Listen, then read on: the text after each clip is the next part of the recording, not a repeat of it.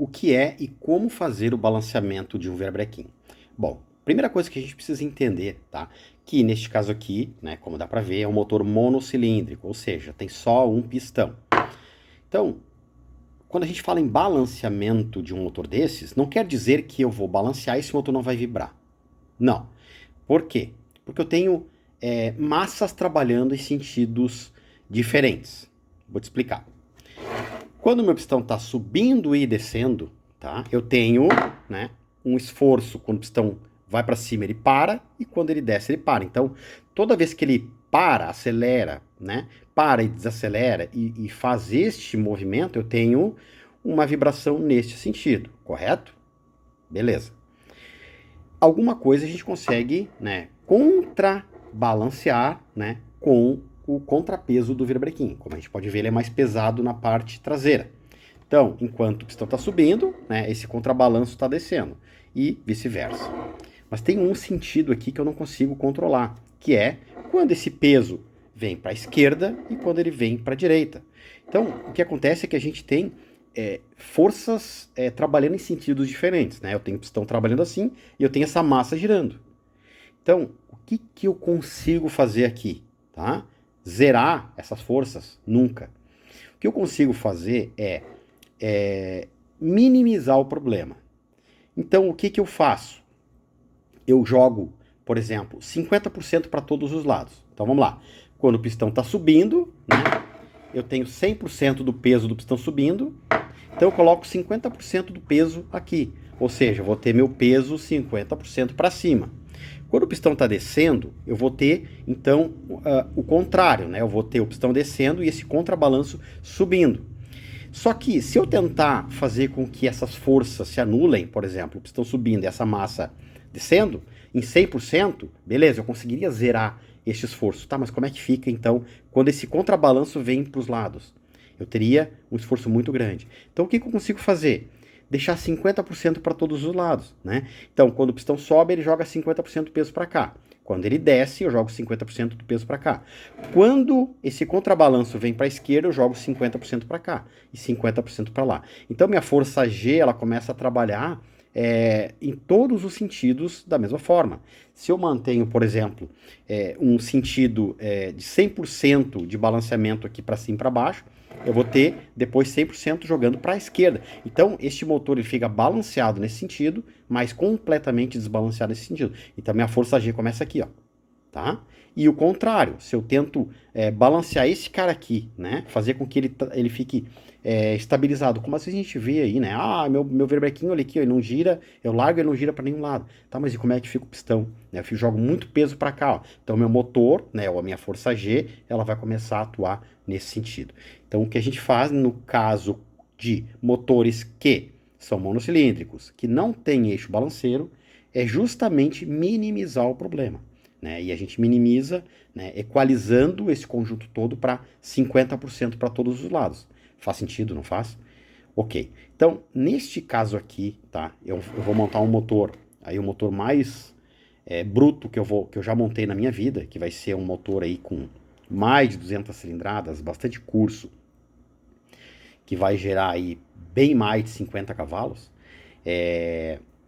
Eu estou usando então aqui, né, um virabrequim de DT200. Só que no cárter, né, no caso que eu vou usar, esse virabrequim ele não tem eixo balanceiro.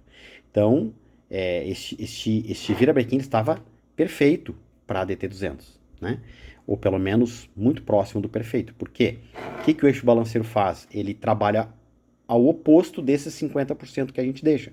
Então, no momento que veio 50% para cá, o meu eixo balanceiro está corrigindo para lá. Então, eu tenho, né, com o eixo balanceiro, né, uma correção da vibração em motores monocilíndricos. Perfeito? Quando a gente tem bicilíndrico, né, a gente faz, né, trabalhar sentidos opostos, né, para que todas as forças se anulem. Então, o que eu vou ter que fazer aqui? Eu vou ter que balancear esse cara, tá? Eu já dei uma prévia para vocês, né, do que eu vou fazer. Eu vou cortar aqui, ó, tá? Por quê? Porque eu tenho muito mais peso pro lado do pistão. Então, eu preciso jogar mais peso no contrapeso aqui, tá? Então, inicialmente, o que eu vou fazer? Já comprei aqui, ó, o disco de corte, né, e flap eu também já vou te explicar. Então eu vou cortar, né? Aqui, vou dar acabamento e vou medir de novo para ver o quanto errado eu ainda estou. Atualmente esse cara aqui está com 28% de balanceamento. Ou seja, 28% está jogando nesse sentido e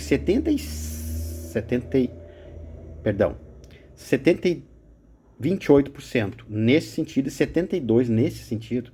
Isso vai vibrar mais do que uma britadeira. É por isso que eu preciso fazer o balanceamento. Então, já notei que o balanceamento está errado para o lado do pistão, então eu preciso jogar peso pro contrapeso. Então, vou cortar nessas aletas aqui. Eu tinha pensado em furar, mas vai tirar muito pouco peso. Estou falando aqui de 80 gramas. Tá? Meu contrapeso aqui, quando eu botei para fazer esse conjunto parar, né, como parte do cálculo aí, de cálculo de balanceamento, ele me entregou 100 gramas, né, de contrapeso. Eu preciso de contrapeso para fazer esse conjunto parar de girar. Então eu preciso de 180 gramas, tá, pelos meus cálculos. Então eu preciso de 101 que eu coloquei de contrapeso, eu preciso achar 79 agora. Então vou buscar o 79 cortando aqui, né, e se precisar vou adicionar chumbo aqui. Faltou luz aqui, perdão. Deixa eu ligar aqui o... Ó. Então o que eu vou fazer? Voltou a luz.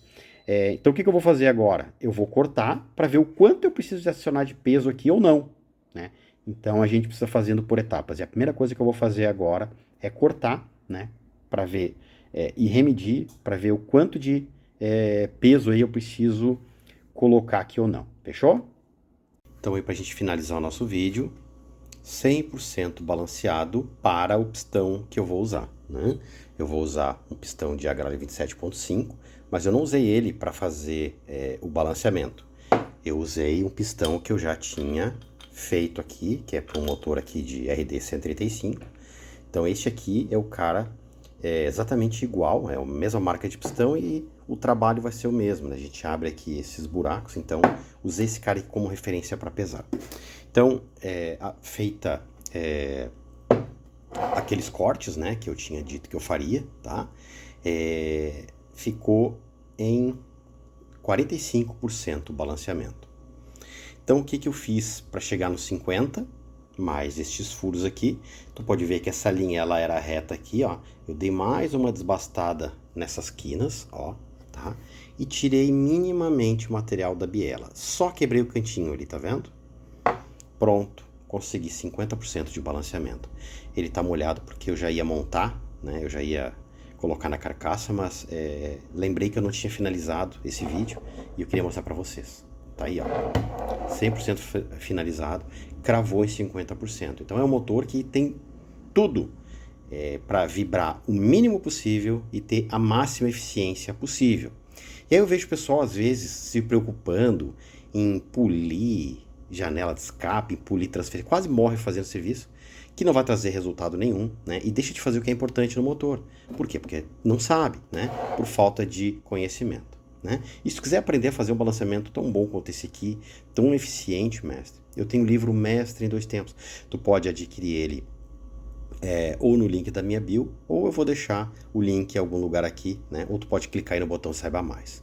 Então, para te aprender a fazer um balanceamento correto, como eu fiz aqui, né, tu pode aprender, né, do jeito certo, com passo a passo, né, como fazer do jeito certo, quais são os cálculos que tu precisa. Não são cálculos difíceis, tá? É mais e dividir, é o que tu vai usar para fazer os cálculos de balanceamento, né?